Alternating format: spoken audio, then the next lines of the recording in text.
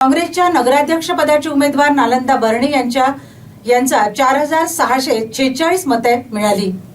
शिवसेनेचे कुणाल मनवर यांना 3379 मते मिळाली। यामध्ये काँग्रेसच्या नगराध्यक्षपदाचे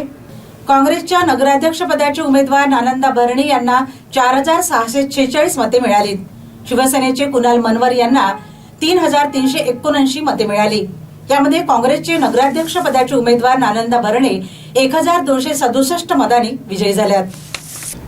काँग्रेसच्या नगराध्यक्षपदाचे उमेदवार नालंदा बर्णे यांना 4646 मते मिळाली।